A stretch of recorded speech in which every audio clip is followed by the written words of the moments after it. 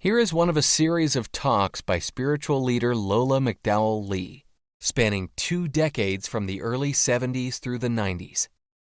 Lola was a Zen Roshi, whose Rinzai lineage included Dr. Henry Plutov and renowned Zen master Shigetsu Sasaki. Lola was a religious scholar as well as an ordained Christian minister.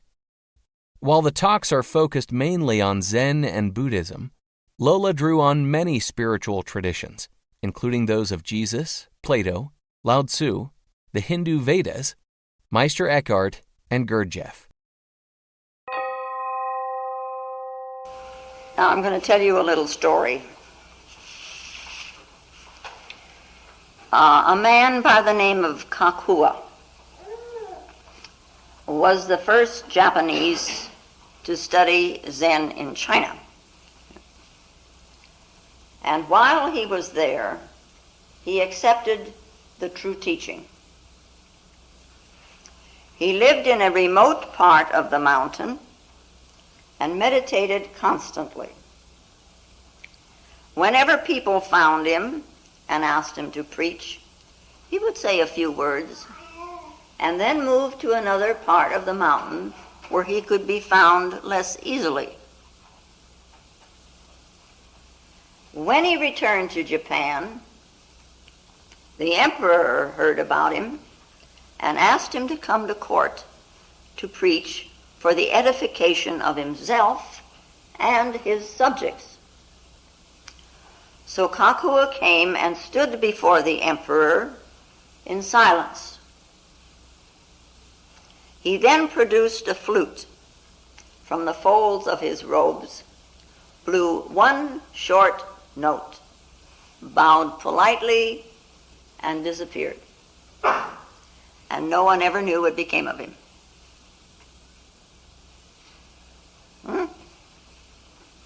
Yeah.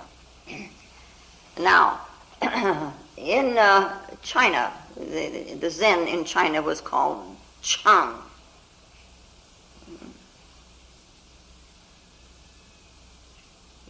When it moved to Japan, it became Zen, which is a mispronunciation of the word Chan. And in China, Buddhism had mixed with Taoism, and Lao Tzu, the old sage, or the great philosopher as he was known, he wrote a little book which begins with the sentence, "The reason that can be reasoned is not the eternal reason. The name that can be named is not the eternal name."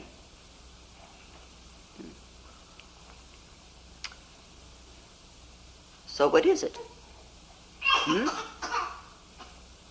that we use every day? Yeah.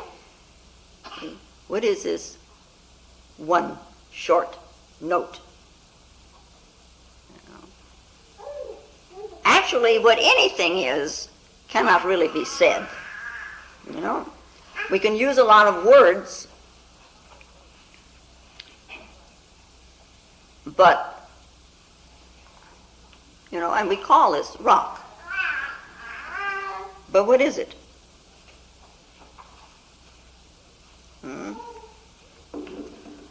What is flower?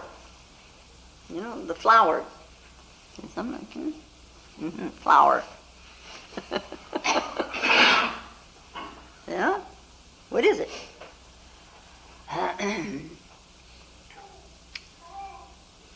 And what is truth? We have lots of truths, in a manner of speaking, facts. Black is not white and white is not black. And we say that's the truth of the matter.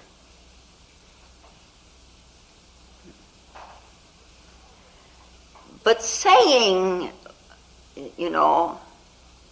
black is not white, is in this world of appearances about an appearance. We call it the phenomenal reality. And in this phenomenal reality, in this world of appearances, we have a personality. A person we are, And we have an ego. And all of this hides what really is. You know, what you think about yourself hides what you really are. What you feel about yourself hides you. The appearance of the rock, see, how you see that is an appearance. The appearance of the rock hides its very dynamic energy, hides its radiance. Poor little old rock just sitting there, huh? Our world of appearances as rendered to us, you know, by our sense gates. Your world, rendered to you by the sense gates. Now, who is this you? Yeah. And we see these appearances as person, you know, and we try to manipulate them, and we try to control them, we try to manage them, but not so with the real. Not so. So, and one finally comes to a place where one says, you know, I really want to know what is, you know, what we call a noumenal reality rather than a phenomenal reality. I want to know what really is. You know, what is this really? What am I really? And so one goes to somebody, and that somebody,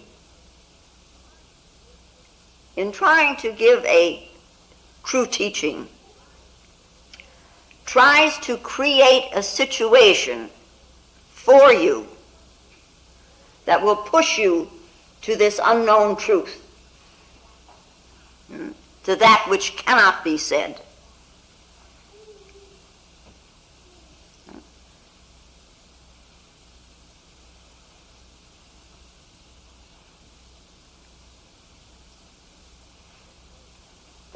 This word truth, you know, sometimes we call it law, the body of law.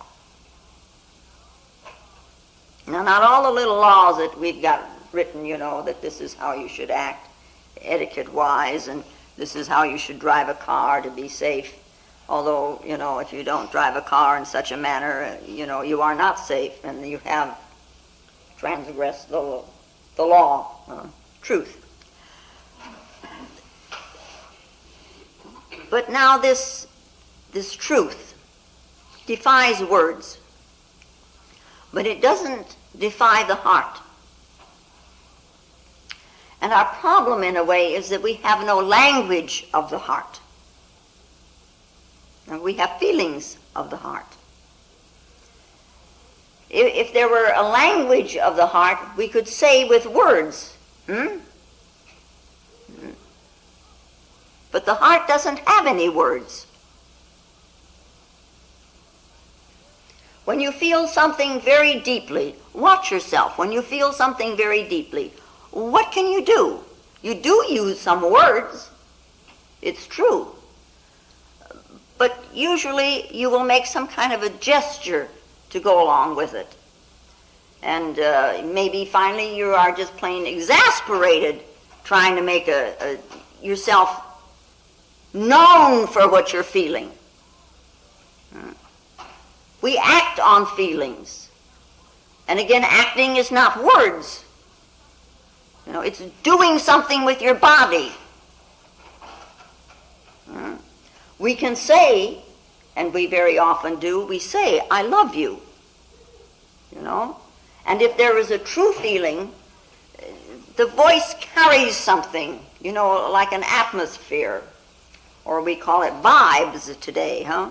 It carries something, you know, of that feeling that represents that feeling.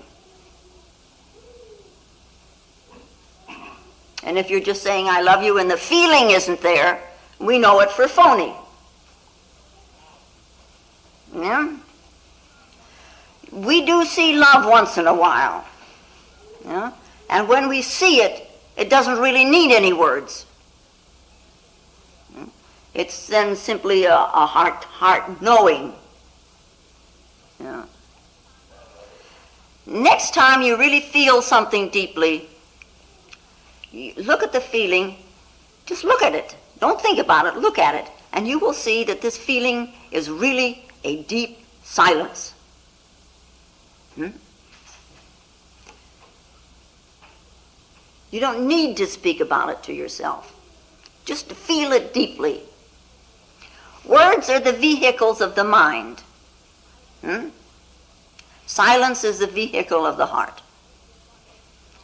And just as one needs to know, to learn, as it were, the language of the mind, we need to know the language of the heart.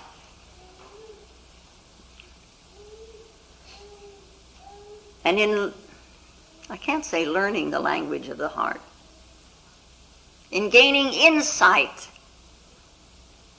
into the language of the heart,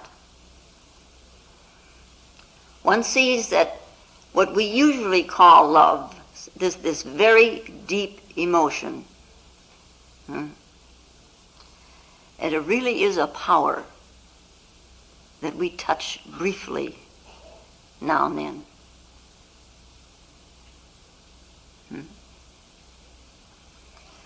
And when you're touched by it, its very touch transforms something in you.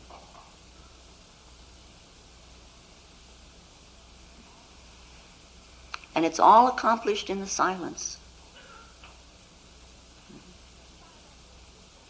And this silence isn't just a blank emptiness, like you're going to shut off all your words and all of a sudden you're sitting there very blank, you know.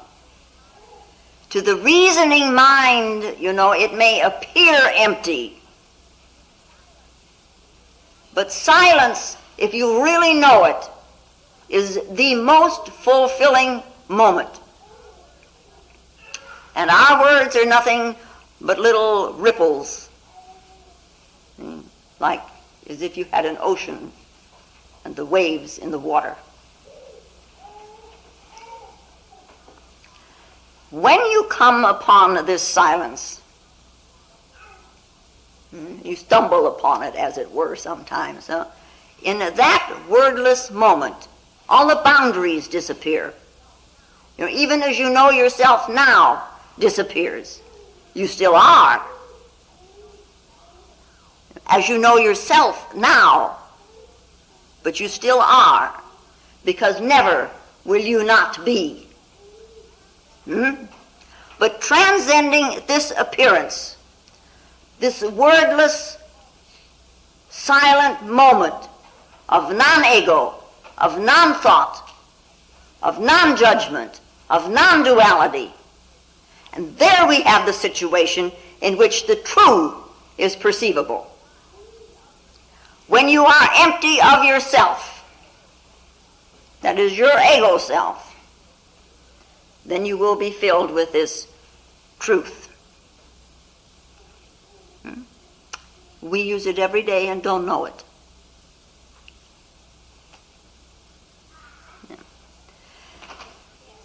And it was Jesus who said, you know, whoever finds the explanation of these words will not taste death. Let him who seeks not cease seeking until he finds. And when he finds, he will be troubled. And when he has been troubled, he will marvel. If those who lead you say to you, see, the kingdom is in heaven, then the birds of heaven will precede you. If they say to you, it is in the sea, then the fish will precede you. But the kingdom is within you, and it is without you. If you will know yourselves, then you will be known, and you will know that you are the sons of the living one.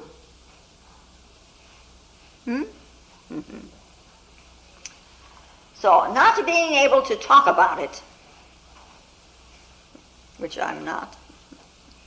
You know. How is this true teaching to be taught? Yeah. So that, you know, you will know of yourself and you will understand. You know, because he says, whoever understands will never taste fear nor death. Well, it is an unlearning. It is a taking away. So it is also for yourself, for everyone who is in this, it is an inner discipline. It is not an accumulation of words. This unlearning brings a different quality into what people nowadays call your space. Huh? And when this quality is present in your space, then a communication or a communion in depth becomes possible, huh? With yourself now. It's not a dialogue, but a kind of a merging. It's a kind of a meeting and merging. Because, you know, Jesus talked about the bridegroom cometh. And I think this has puzzled a lot of people. What is this bridegroom coming? You know, who is this bridegroom coming? The bridegroom cometh. And one merges into that. And this you cannot learn. You know, this you allow. See, the greatest love affair of the world, the greatest love affair in the universe, of self to self, of this I and this I am. And then we call it unity. So very often comes the question, what is unity? The bridegroom cometh. Yeah. So now this Zen story says a lot of little things, huh? That Kakua was the first Japanese to study Zen in China. Well, I don't know if this is true or not, but this is how the story goes, huh? Anyway, yeah. Do you know anything about Kakua? No, you don't know anything about him. You know, Zen, you know, is very subtle. And yet what it points to is as plain as the nose on your face. It's right there in front of you. In order to understand it, you know, open up yourself and open your heart, you know, and keep your wits sharpened, you know, sharp about yourself. Just don't accept any old thing foolishly. It's a big order, huh? Heart open, wits sharpened. And they don't seem to go hand in hand. But it means, you know, be with yourself. You know, be alert to yourself. Know what's going on with yourself. So now this Zen, which comes from Chan, which in turn comes from Jhana, and it all means one simple little thing, meditation, simple little thing. And this then, this word and its pronunciation, mispronunciations, you know, is usually set in a background of Buddhism. And this Buddha, you know, which means an awakened one, he said many things. After all, he taught for 40 years. He must have said a lot of things. But in all of the writings that we have extant today, what do you find in there that he said about the truth? The truth, as such, per se. When he was asked a question such as, what is truth? He would remain silent. And he would be asked, you know, the question, well, what about God? What is God? And he wouldn't answer. He remained silent. And I think we all know the story that one day all these monks were assembled there. There were about, some say 500, some say 1,500, you know. And here they're all waiting for him to give this tremendous talk. And he gets up there and he sits down in his usual position, and he's got a flower in his hand. And he just sat there in front of them, all of these monks. And it got very quiet, and they waited, and they waited, and they waited, and they waited, and not a word said he. And then all of a sudden, one of the monks, by the name of Mahakashapa, smiled. And for thousands of years ever since then, the people all over the world have been asking, what did Mahakashapa smile about? What was given to Mahakashapa? What was it that he suddenly knew, that he suddenly understood so that he could smile? What was it?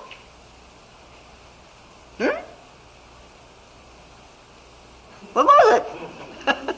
Yeah, it's a good question. No? And you know that in our country we're all familiar with the little poem, Flower in a Crannied Wall. If I could know what you are, roots and all, I would know what God and man is. All of a sudden, Mahakashapa smiled.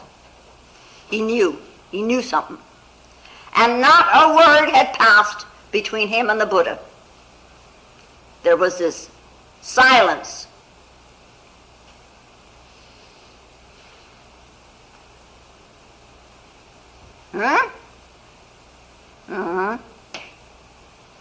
My, you're busy.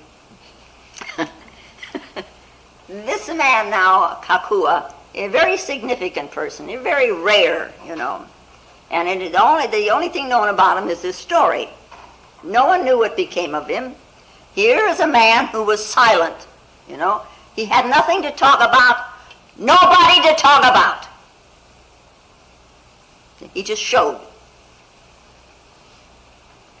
And while in China, he accepted the true teaching. Now, the true teaching is always available. But who accepts? Difficult. The thoughts that we have decide whether or not we're going to accept. The thinking, reasoning, you know, ponders whether this is true or whether this is not true. And you know, Lao Tzu, as I said, the reason that can be reasoned is not the eternal reason. We have this reasoning that doesn't want to lose control of choosing. And this is an acceptance. It just simply isn't.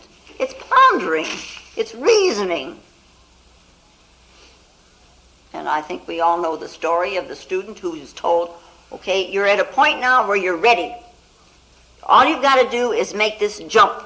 You make this jump into the unknown. That is, you jump into yourself. You make this leap out of the boundary of yourself into the immeasurable. And the student stood there and said, well, I'll think about it. You know, it's what we do.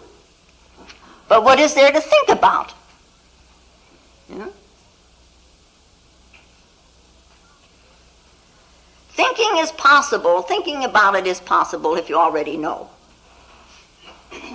When one has gone through the boundary and has seen the other shore, then you can reminisce. Then you can ponder about what you've seen, and you can marvel at how this universe is. But beforehand, you know, how will you think about it? Huh? What will you think about it? What can you think about something you haven't seen? You conjecture, huh? And you don't say about something that you haven't seen, well, I will decide this way. I will control it this way. No. You just simply say, here I am. I'm available. Truth is here. It's available. Let us become one in knowing. There is a foundation of this world. We call it truth. There is a foundation of thinking, and we call it truth. And there is a foundation of the heart, and we call it truth. Can you trust it? This foundation of yourself? Can you trust it enough to accept it? You don't have to accept any words. Just something in yourself. So Kakua accepted the true teaching. Now this acceptance really is a very beautiful word, huh? He must have had this trust. He must have had a tremendous faith.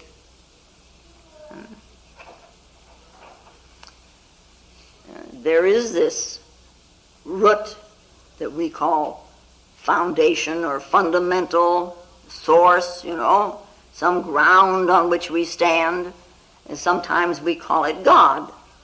There are roots that bind this truth and ourselves.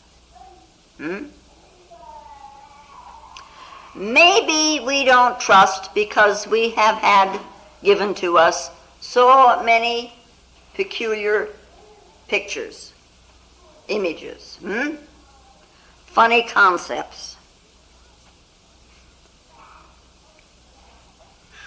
But supposing you divested yourself of the funny pictures,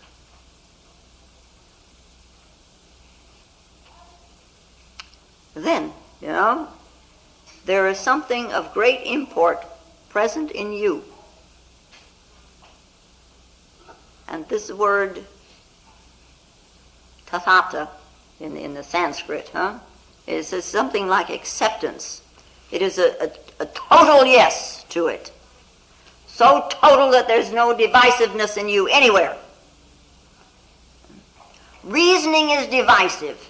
Accepting is just a total saying yes to yourself. Now, we're a very strange lot. And there are people who say, I accept, I surrender, and they don't know what they're talking about. Their own words fool them, or they fool themselves with their own words, whichever one you like better. And they have heard of the word surrender, and they're very desirous of accomplishing this unknown. And they have heard that it is necessary to accept and to let go. So they use the word, but the actuality of it, well, it's like a will-o'-the-wisp out there flickering from afar. And then they hear the word change. I've got to change in order to accept. How can I change? I only know myself in this manner. I only know myself this way. What's to change?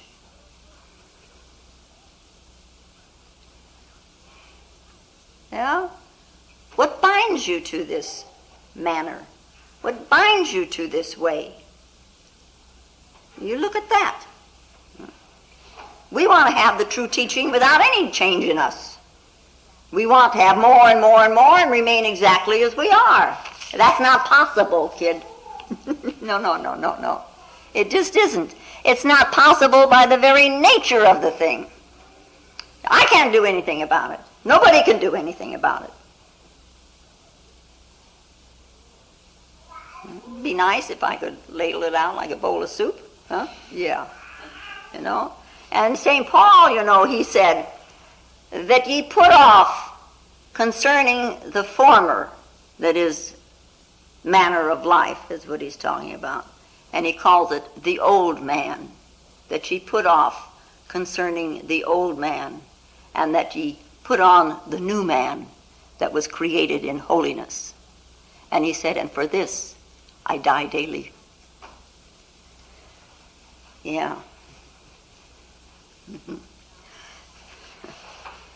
And now this Kakua, when he was in China, he didn't travel. He lived in a remote part of the mountain and meditated constantly. Now, this is symbolic. The whole thing is really symbolic, huh? He didn't travel. Well, then you sit here and say, well, I don't either. I come every Sunday. Huh? Well, thinking, of course, is constant traveling. Yeah? It's skimming over the surface, as it were. Sometimes we delve a little deeper with some research. But traveling is going somewhere. And this is how we think. We're going somewhere. We're trying to reach a conclusion. We're going somewhere. Chuang Tzu, he tells a story, and he says it's a very old story, that he heard it from his grandfather. And Chuang Tzu lived around where? 600, 900, somewhere in there, And he heard this story from his grandfather, that there was a village by a riverbank. And the people of the village knew that there was another town on the other side of the river, because in the evening they could see the smoke rising from the fires. So they had a hint. And at night, in that dark, comfortable silence of the night, there would be dogs barking. Yeah. So they knew there was another village on the other side, but they never went across the river to that other shore to see who was living there. They kept to themselves. Maybe they were fearful, maybe content with themselves. They didn't need to see what was over there. And they say that just the opposite happens in this country, with people in this country. I heard a little story once about an American traveler who went to Greece. And there's an old volcano over there, one of the islands. And this American tourist was standing there with his guide, and he looked down into this crater, and he says, it really looks like hell in there. And the guide just said to him, you Americans, you've been everywhere.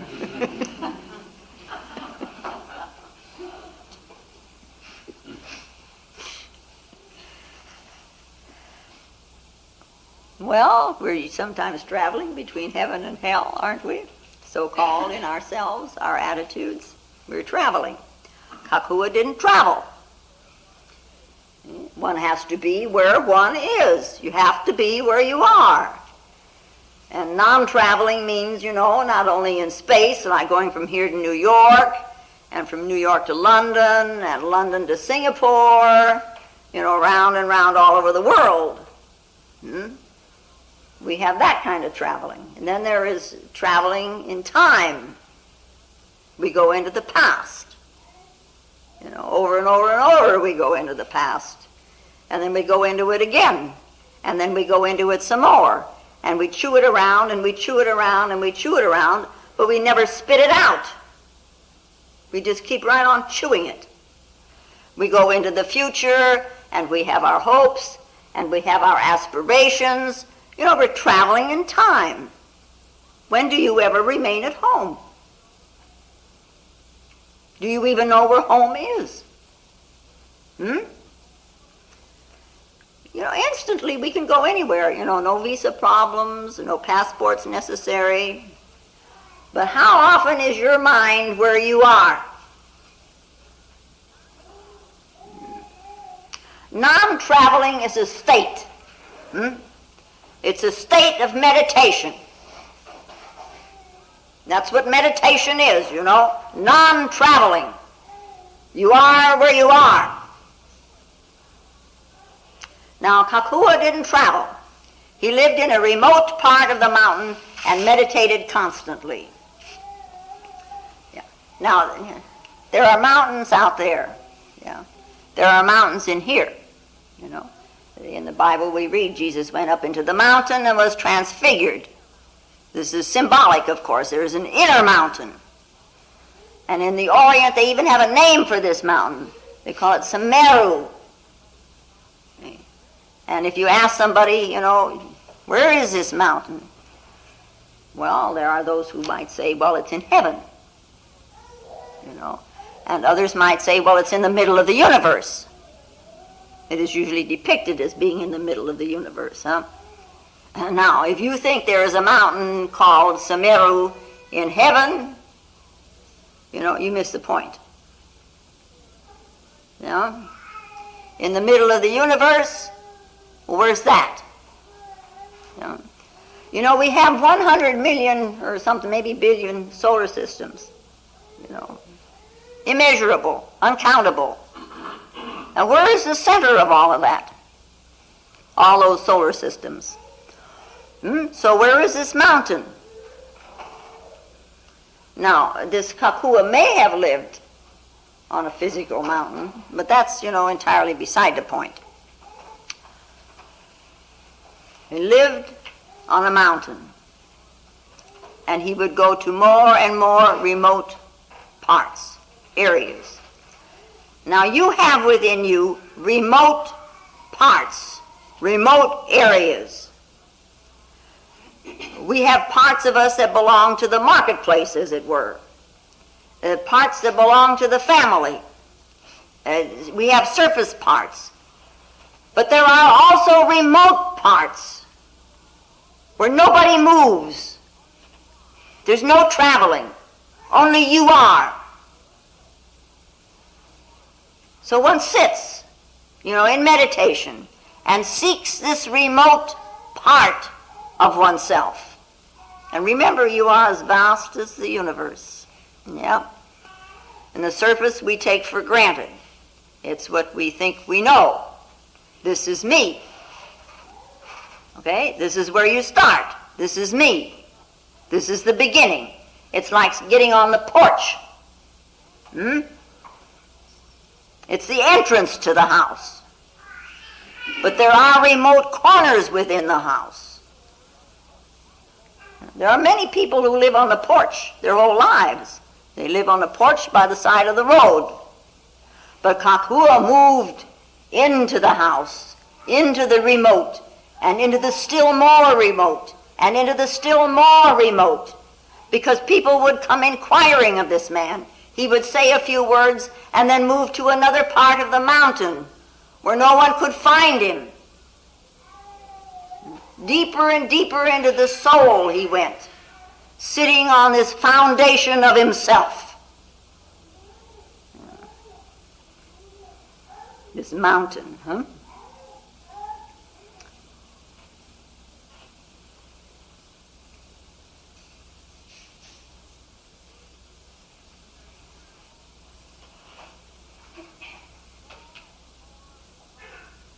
More and more remote he became, until there was an absolute aloneness. No guest ever came to this remote corner. But then the living one, or we can call it the everlasting light, or we can call it the truth, whatever you want to call it. It's all right with me. Just so you see it for what it is. Never mind what you call it. But finally, in that absolute aloneness, on the mountain, in the remote part, it comes knocking at your door. You have become available. That's all. Meditation belongs to this foundation of you, this mountain, to this source, around which this body and this world revolves. It's like we're a wheel revolving around a center, a hub, And for this wheel, breathing and eating is necessary. For the body it is. But they say meditation is for the soul. And Gurdjieff, over there in France, he used to say, Don't believe that you already have got a soul. Just don't sit there and believe it. How can you have a soul if you're not with yourself? When one meditates, he says, the soul revives. It's been waiting and waiting. And as it revives, it begins to breathe just like the body. Then you have contentment instead of desire. In the place of anger, there is compassion. If you touch a leaf, there's beauty. And if you touch a rock, there's love. And the moment came in Kakua's life where he achieved this total aloneness, moving more and more to the remote parts of the mountain. And finally he was totally alone, and the Supreme Host came. And then he returned to Japan. When Kakua returned to Japan, the emperor heard about him and asked him to come to court to preach Zen for the edification of himself and his subjects. And Kakua stood before the emperor in silence. Now, rather awkward for the emperor, huh? He invites this man, and the whole court is there. There's people all over the place going to see this man who they say has accepted the true teaching, and so that this, so that he knew the Supreme Host. And this man is standing now in the center of all of these people at court, and he's just standing there in silence. It may be that this inner host was shining, but no one saw it. And so the emperor waited, and the court waited, and they waited, and they waited, and they waited, with no eyes. And finally, knowing that his silence was not being understood, and there was no one there who could laugh like Mahakashapa, no one understood his silence, he did the next best thing.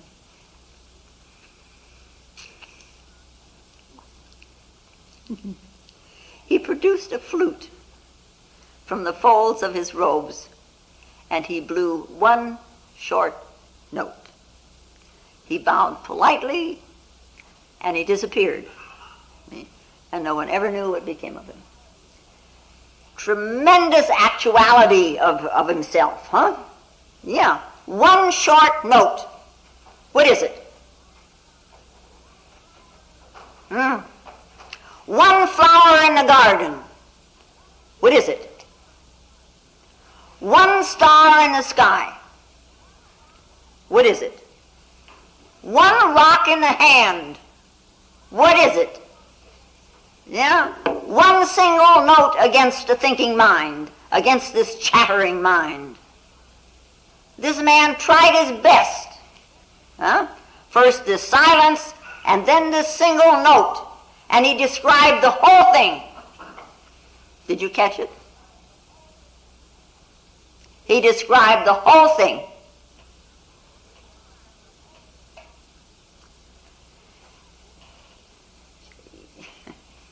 The stories in Zen are really kind of funny sometimes.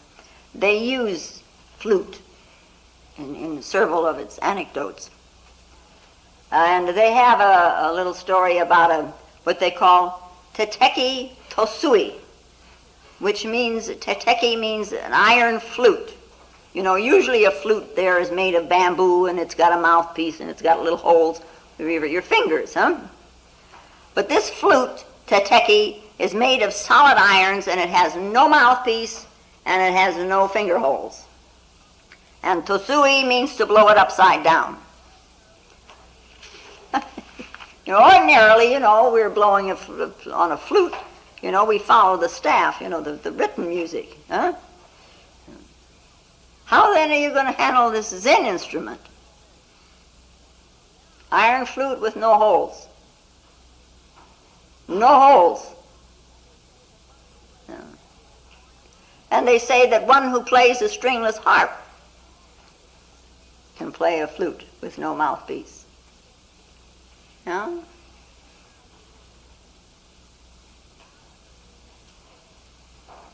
Lao Tzu said, great utensils take a long time to make.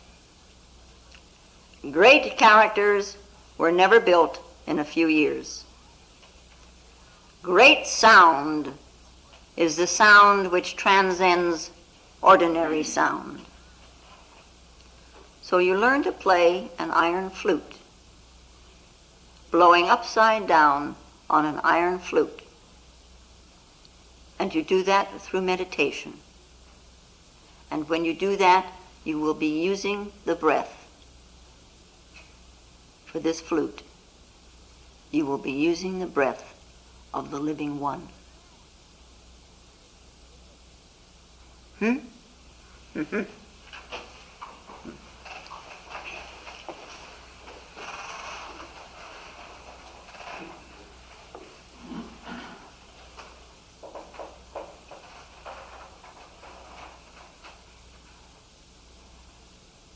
And now may the peace and the power that passeth all understanding hold us and keep us in the love of the Christed consciousness while we are seemingly separate one from another.